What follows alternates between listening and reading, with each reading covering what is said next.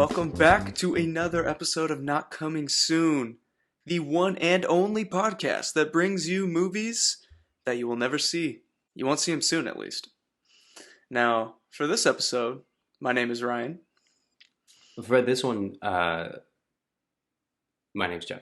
And we're really excited today to bring you the second installment of Nope, That's My Twin.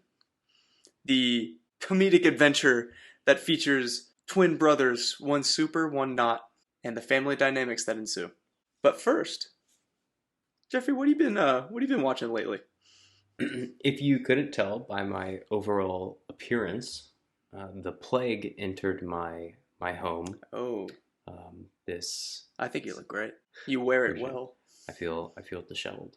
Plague entered our home this past week, and so that's led to a lot of content consumption. One silver lining. One that I'm not the most ecstatic about or the most proud to be admitting to you, but we watched all of Selling Sunset, which is a Netflix reality TV show about selling high-end real estate in the Sunset area of the Wood. Los Angeles. Yeah, Los Angeles. Hollywood, baby. Hollywood is, yeah. Yes, there's a lot of drama and there's a lot of opulence. There's a lot of money that is thrown around in that neck of the woods. That at times infuriating, at times quite entertaining, makes you feel really interesting about your own journey. In addition to the trash of trash, also consumed a good amount of entertaining films. I'll just give you a run through. Quite an eclectic bunch. I watched When Harry Met Sally for the first time. Did our rom-com tour with that, and Palm Springs, the Andy Samberg vehicle from early in the pandemic. So that was like a full circle for us. Wow. Then we took a tour with Quentin and went with the Hateful Eight and Django Unchained. Interesting foggy-headed watch those two are. A lot of dialogue. Yeah. And also the boys are back in town. Nice. You have not watched any of The Boys, is that correct? I unfortunately have not watched any of The Boys. I want to watch The Boys. It's in my queue that is ever growing and not being depleted nearly as fast as it should be. I would highly recommend checking out The Boys. I'm a big fan. It is constantly escalating itself to a shocking degree almost every episode. They really come at you right off the bat with the gore. But it's really interesting parody of superheroes, of society, of consumerism, capitalism, and it's especially interesting coming from Amazon Studios. They're like, yeah, see, we get it. In this is not a spoiler in any way, but in this latest episode, or one of the episodes of the first episodes of this season, somebody is like straight up ordering a toy off of Amazon on his phone, like synergies, baby. Yeah, well, that's what's been in my queue. What are you? It's a good queue. I'll ask you a quick question on that though. When you say gore, is that mostly blood and guts, or are there broken bones as well? It's all of it, baby. It's all of it. I don't like the broken bones. Well, then this ain't your show. Well, I'll deal. But you haven't watched any of the new season of Stranger Things, correct? Correct. I have not. I've watched all of it up to this season. But so in this season, now I don't know why yet, and don't care for it too much. But more broken bones than I've seen ever, anywhere, at any time, in any film, in any TV show, in real life, what have you. That's Ew. So weird. Why are they doing that? Ew. Like, Ew. Is it serving a purpose? I would imagine it's very specific. It's not like it's just happening everywhere and random. No, it's got to be for a purpose. If it's not for a purpose, I would like to talk to somebody because I can't watch. I mentioned because I was talking to somebody who had seen part of the season, and they mentioned that it's gory, and I'm like, that's my first question is, okay, when you say that, does that mean broken bones as well? Because I do really bad. I'm really bad with it. Mm-hmm. And they're like, oh, it's weird that you mentioned that specifically because there are a ton, and I'm like, what? And I'm glad I knew that because the first episode, I'm thinking it's around every corner, so I'm just like constantly like this, like trying to hide myself from having to witness it. So luckily I was ready when it happened. Because if I wasn't, I might have like thrown up. Yeah, just brace yourself if you do get into the boys. Okay, will do.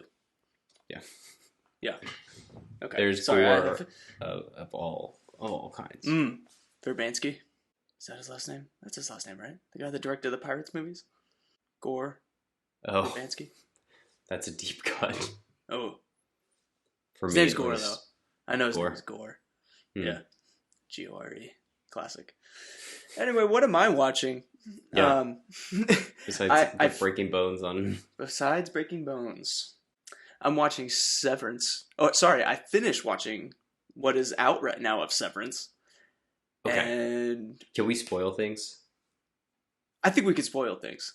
All right. This is a spoiler warning for Severance. Spoiler warning, yeah. Wow. I have that feeling because at the end of like, especially the last couple episodes, it's been like a pretty big cliffhanger each time, and you're like, okay, where are we going? I have that same feeling, but now I have to wait untold time to know how that comes about. Yeah, comes to fruition, and that's really interesting. The way that they ended it, I felt like it came to like you got more answers at the end of this episode, yes, or through this episode than other cliffhanger-y episodes of the season. You do, and I kind of feel like where they leave it, yes, is a huge cliffhanger, but it feels like it can be resolved, if that's the right word, relatively quickly. I'm interested to see how they bring this into what season 2 will look like. Mm-hmm. Because I don't see them working in the office like normal again, ever, after this. Yeah. I don't see Lumen letting them collaborate as outies after this.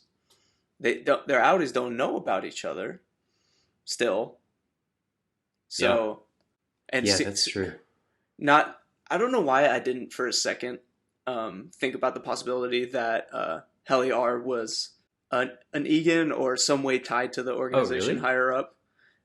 That's what I'm saying. Like, I don't know why I didn't think that. So when we saw that, like in the first episode, like really, really excited that you're doing this, or important that you're doing this, or something like that. But yeah, they were just way over your head. I was just like, I thought they're just looking for people. I don't know. Yeah.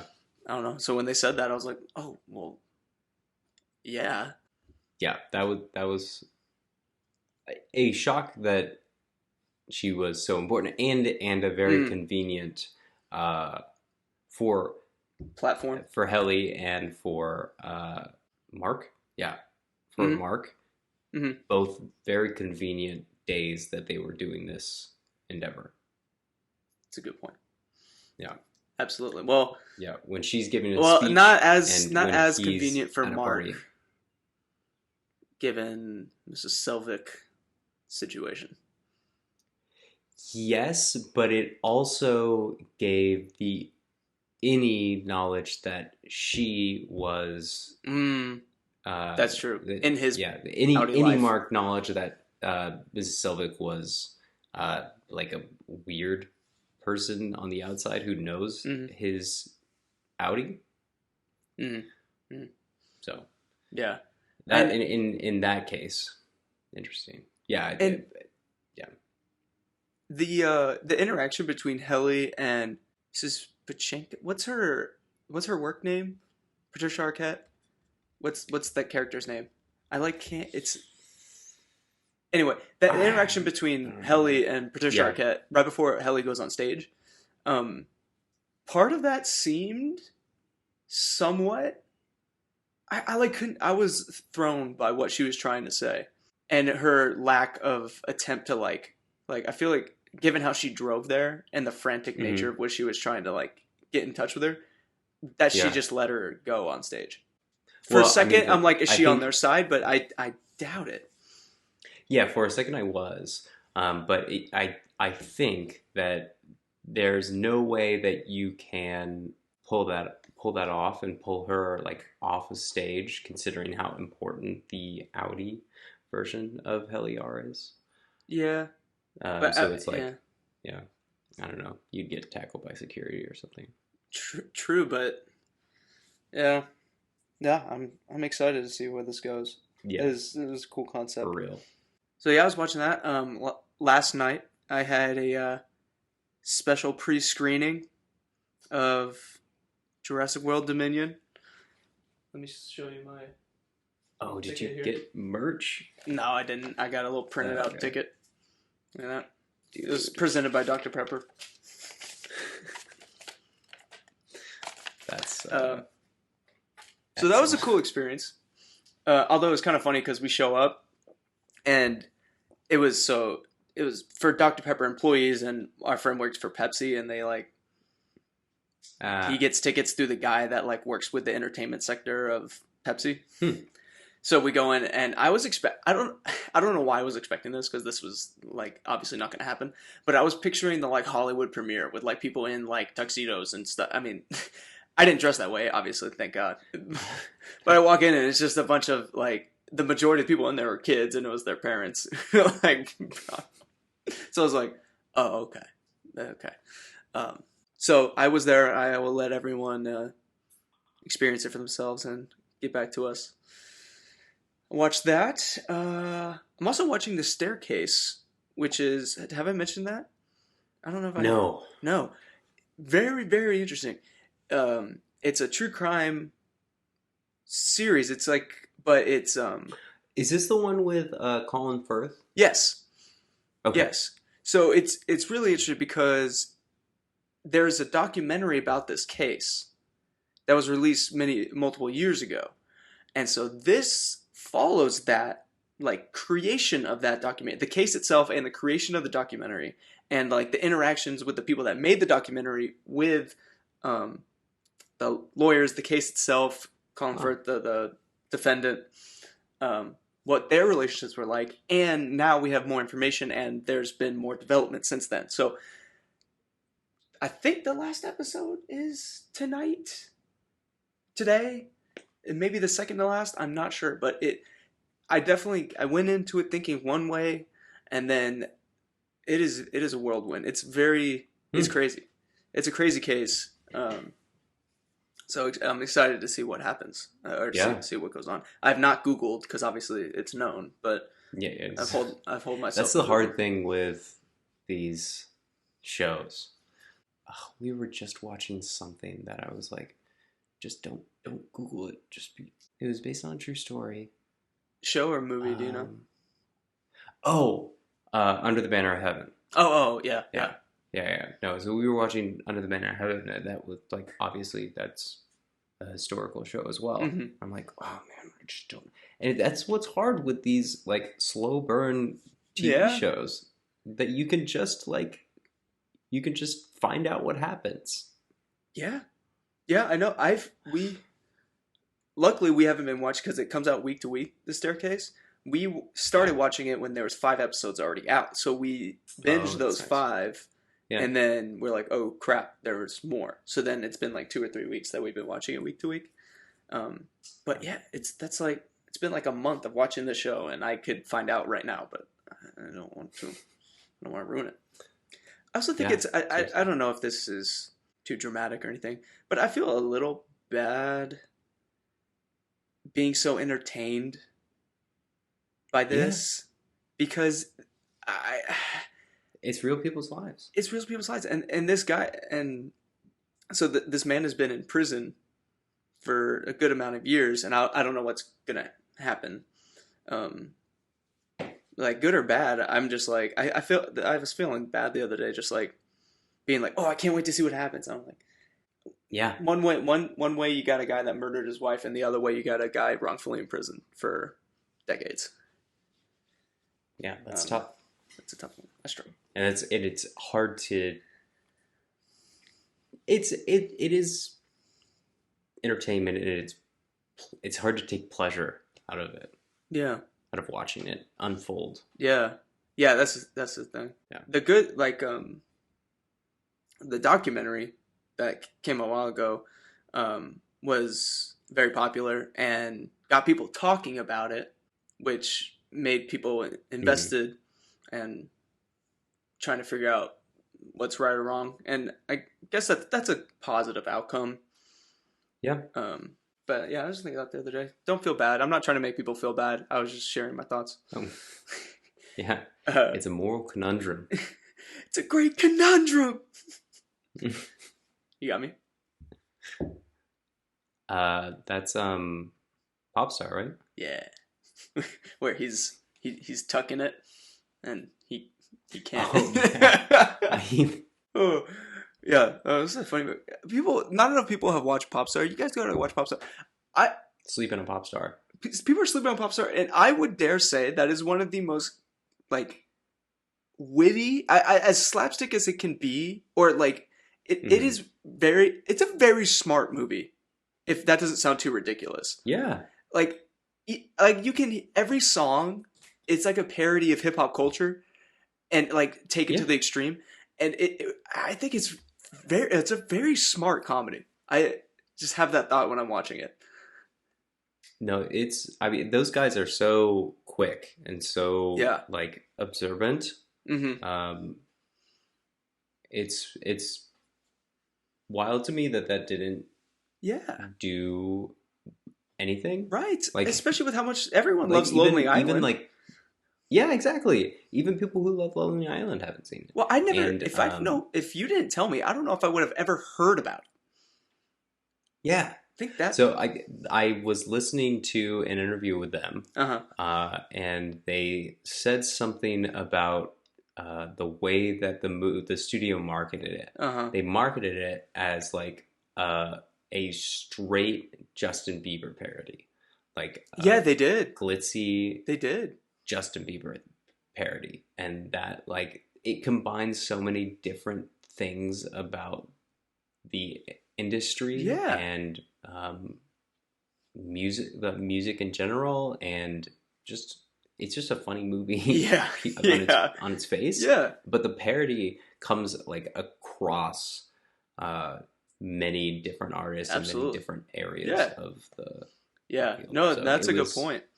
Not marketed well. Yeah. Well, even it's in the. But I did see it in a pre-screening. Yes, you did. Did you pay for that? You didn't, right? I think it was free. Yeah. You got glasses. I remember that. And they gave us sunglasses and drink koozies and a cup. I think. Oh. Yeah. Nice. Pretty legit. That is very legit. It's too legit. Too legit to quit. Now. Unlegit. No. I can't do it. Therefore, I must quit. And therefore, I must quit. That movie is so good. Let's see. I think that's... Oh, I did want to mention this. Did you happen to catch that Morbius was re-released in theaters? Yeah. Ultimate misread, Sony. That's hilarious. They came back and grossed. They came back and grossed $85,000. $85,000.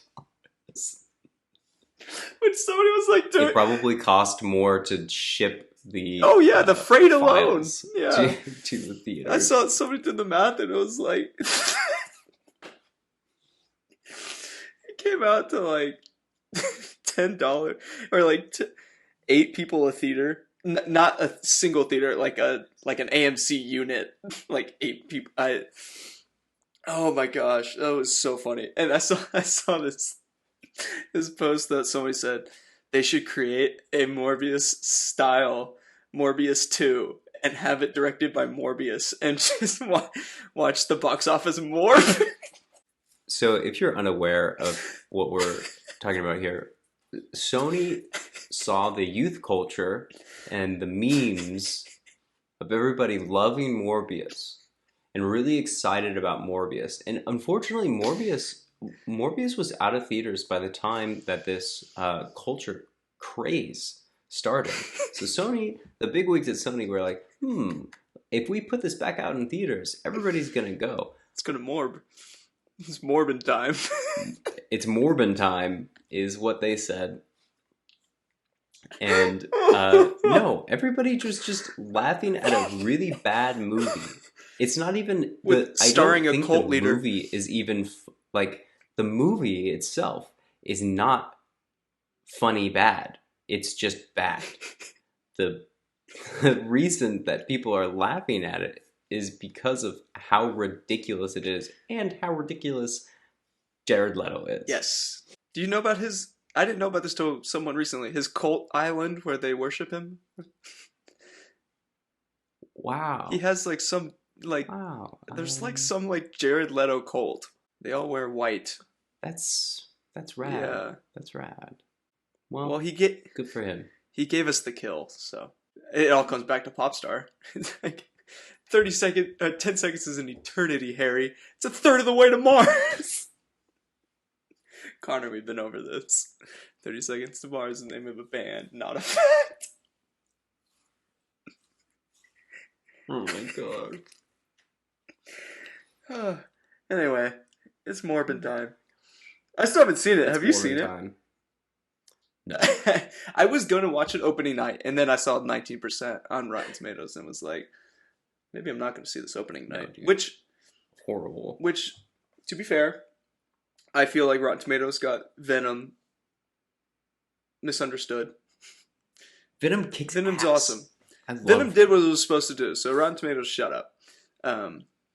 Yeah. I watched Venom on the plane. Nice. Yet again. Nice. He's just so cool. I love me some Tom. Probably when I got the disease. Yeah. Are we ready to talk about Nope? That's my twin? I think so. And to kick us off, may I pitch a potential other title? I don't want to overstep my bounds. And it may be bad. So take it with a grain of salt. Okay. You ready? Okay. Wait. I gotta say it right. Superfluous. But it's like all caps super and then fluous. Because it means like, it's like extra redundant. That's what superfluous means. And then that's how the twin feels. And it says super because he's super. Yeah. He has superpowers. Yeah. All right. So. Yes. What's superfluous? Superfluous. And fluid, like our villain, who's water themed. That all works. Should we give a summary real quick? I think we should. Just for those checking out part 2. Yeah. We don't want to feel like you guys to feel like you missed out. No.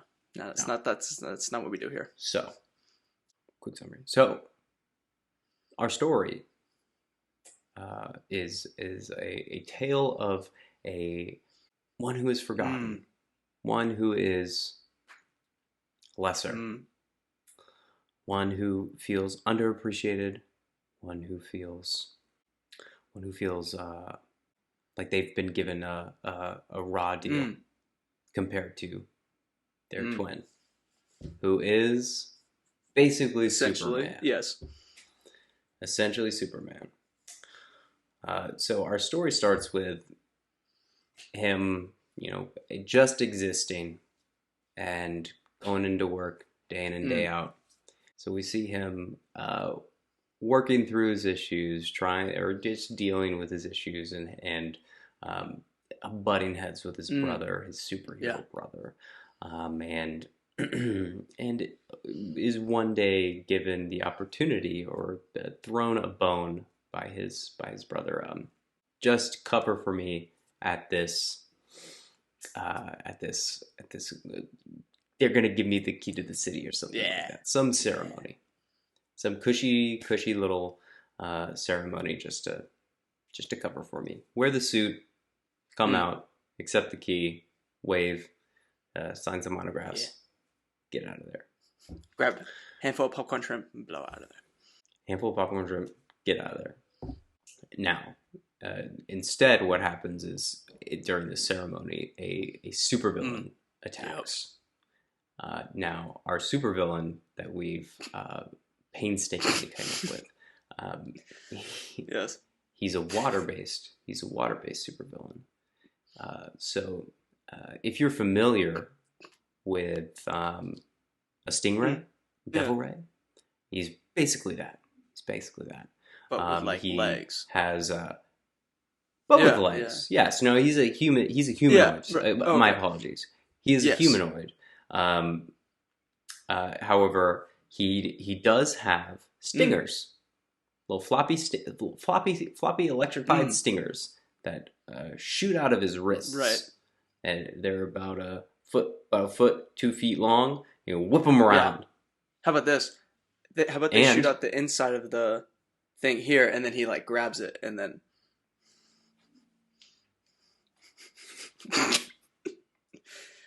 Yes.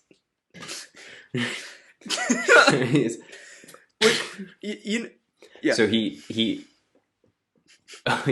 evokes it using a Spider-Man-like gesture. Shazam! Fly. Which must have been mad. Up and away, web. I never appreciated how confusing that scene must have been for comic fans, because that's not how it works in the comic book. So they're like, you dummy, you gotta make it. And then eventually it just actually comes out, and they're like, wait. The what? The nerve of Samarami. Sorry. So back to our aquatic villain. How dare he? Our aquatic villain, and he has basically like a flying squirrel flap type system. So when he's flying, he looks like a flying stingray. Right. So can we, and I feel like we should. Do you want to talk about his? He does need water to survive. But he's really good at holding his breath. His water? What would you call that? Because it's not. Is he holding his? Because isn't the gill filtering out the oxygen from the water? So it's still oxygen. Yeah. So he's not. He doesn't. Yeah. We'll consult a marine biologist. Really? Yeah, that'll be necessary. We'll have a marine biologist on site for all of our aquatic questions. But for now, every now and then, he's got to carry a bucket of water around and just dunk his head. Dunk it. But he can still talk. So every hour or so, he's looking for a fire hose. He's in his lair. He's just got a bunch of vats of water just laying around everywhere. We will construct a chain of breathing apparatus. Breathing apparatus. Kelp. You are outgunned and outmanned. Oh man, yeah. So I also think we got to give it, because when a stingray, you see its bottom, its face, it's a little mouth, and it's always give him a little stingray smile. Give him a little stingray smile.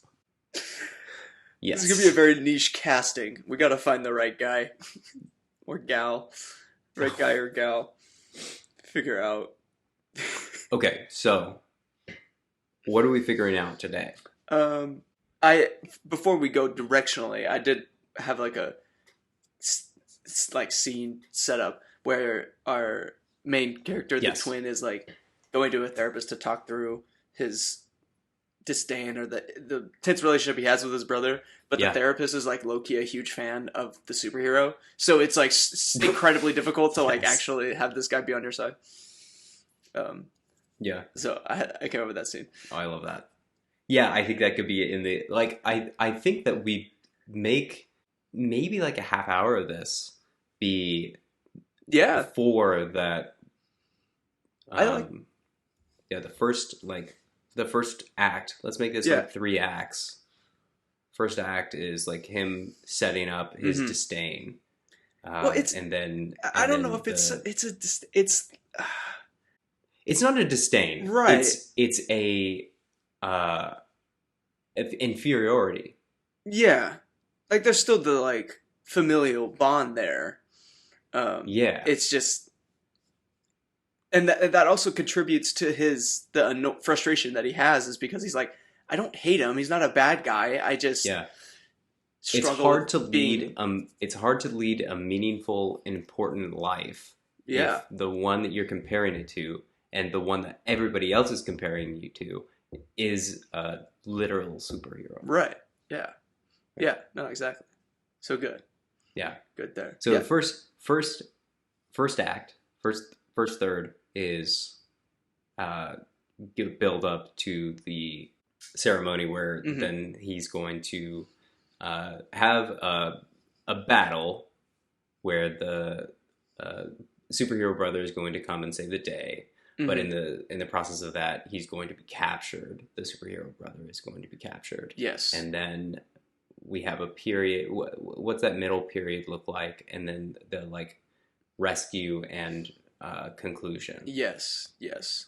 How would you feel about the superhero brother being at the ceremony, and this being like his like he was trying to be nice and give his brother a little glimpse of the limelight, where feigning another appointment, feigning needing to do something else. Yeah, and him just being like, "Here you go, you can do this. Well, I'll give you this one." Yeah, but like secretly, and then him being in the crowd in like that's why he's there when the supervillain comes. Yeah, and him being in the crowd like dressed in plain clothes. Yes. Like so, he's also experiencing kind of being the one that's not in the spotlight. Yeah, or to make it slightly ridiculous, like how you mentioned, he's at the dinner table in his uniform, in his costume, when they're doing family dinners. So he's in his uniform, but he's wearing like a cheap plastic mask that they're selling for merch. So it's like hiding him, but it's really not. Yeah, everybody just thinks he's a cosplayer. Right. No, that'd be pretty funny. Yeah. So he did that.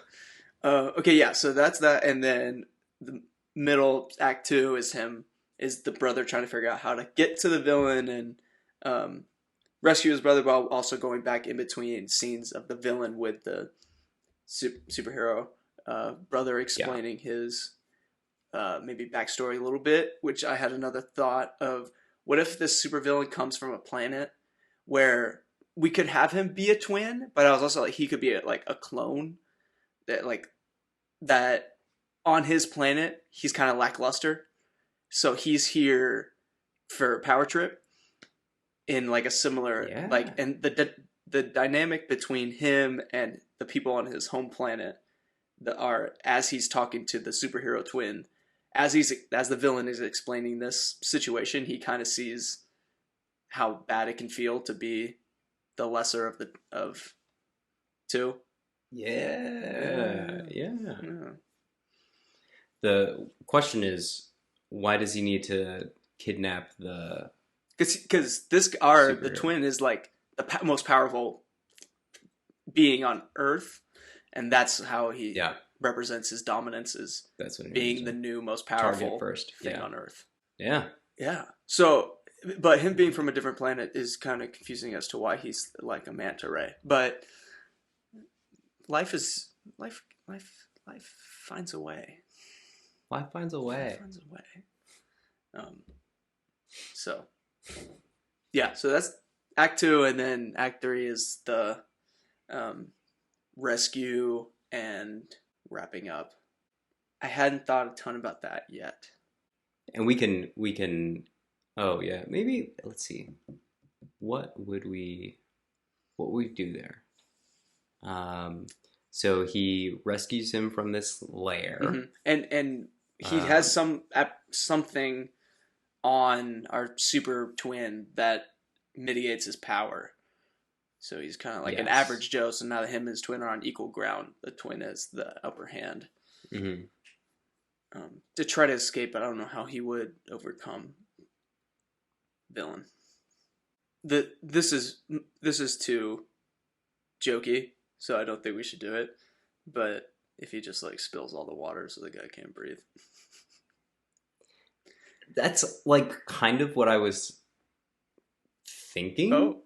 Like maybe or maybe the villain, the way that the villain was able to get to this planet was some sort of portal-ish device. Yeah. And they portal into like they open a portal into like a desert type place, and they just push them or something. That is much better. Yes. Because it's implying like there's no water out there, he's gonna die, rather than him and we don't watch him die, but it's heavily implied. I like that. I like it. Yes, absolutely. Very good.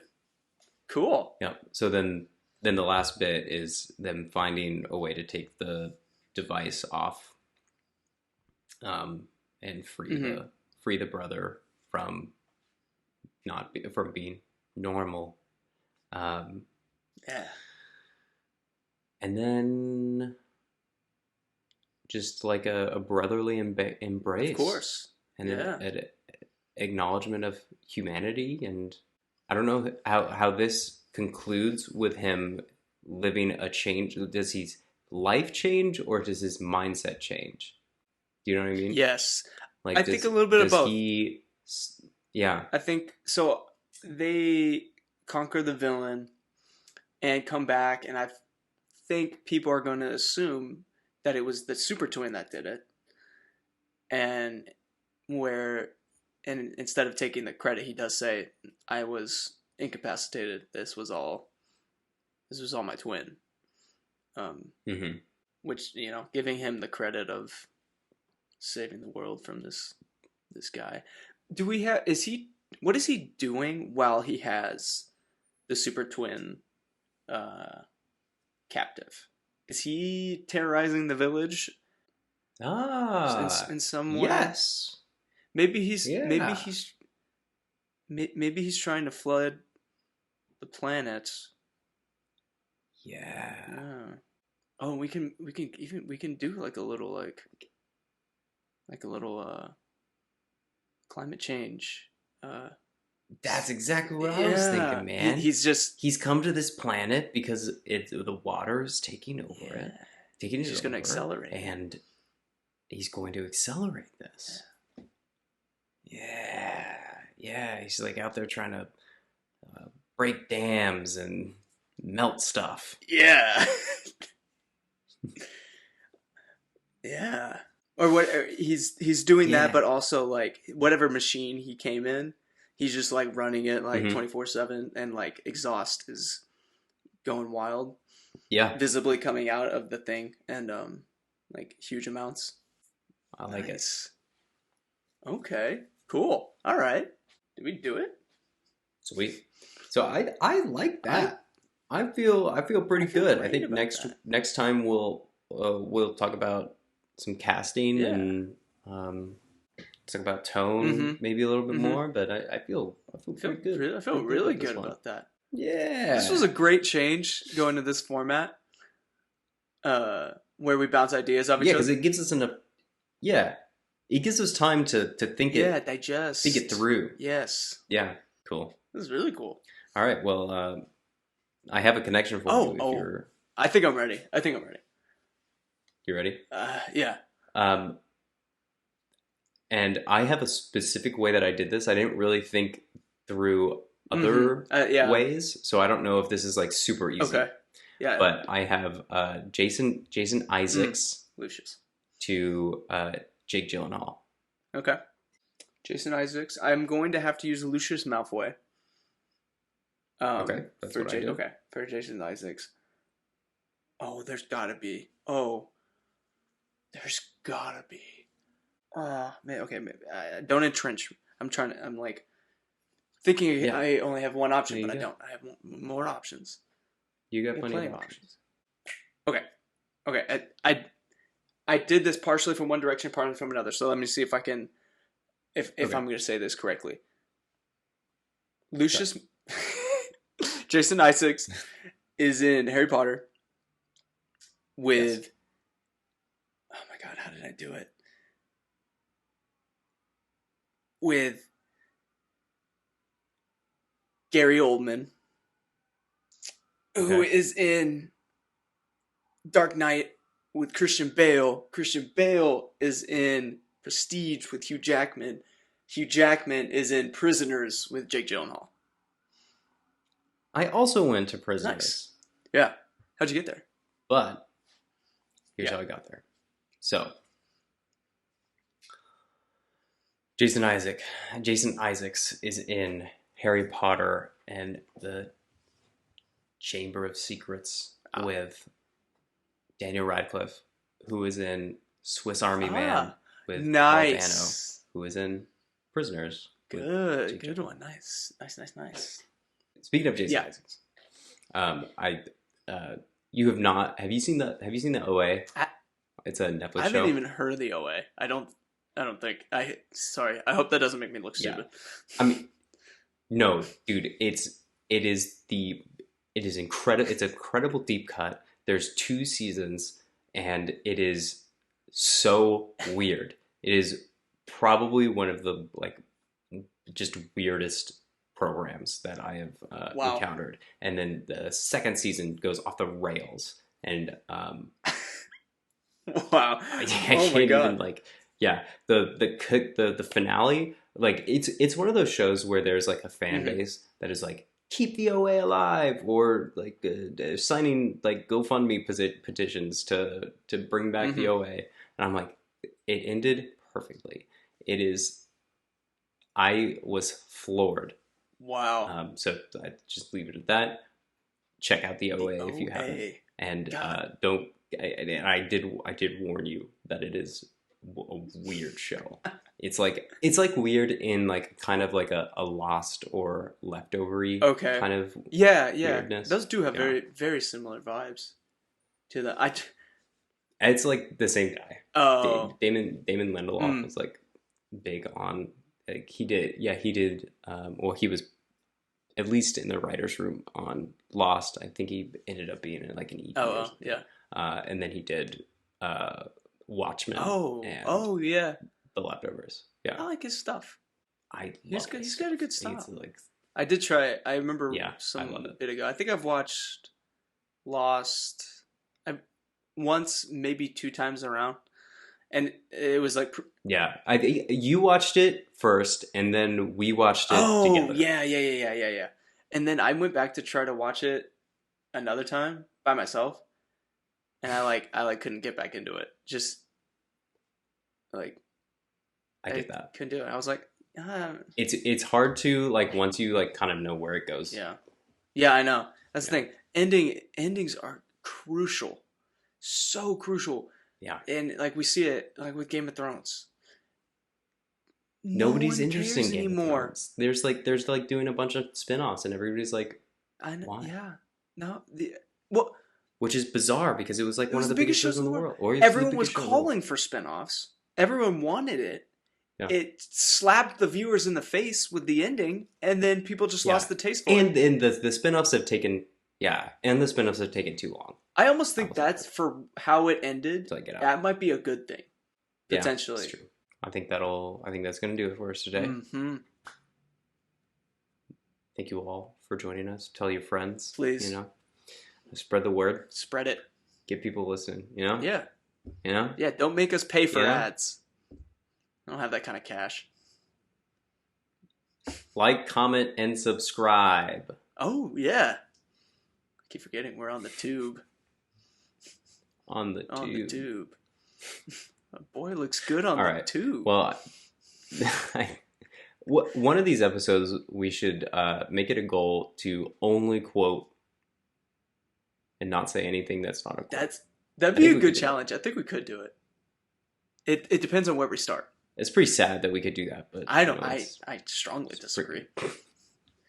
How is it that if you could quote a novel or a poet, you're cultured, but if you start quoting movies, you're weird? Great point. What is that? It's art. Ridiculous. Whatever the medium. It is art. It's art. Whatever the medium. Yeah. So. All right, man. Let's end this. I think we should end ours and their suffering. Okay. Yeah. So, who are you? This week, I was Jeff Myers. And I was Ryan Myers. And this has been Not Coming Soon. Yes.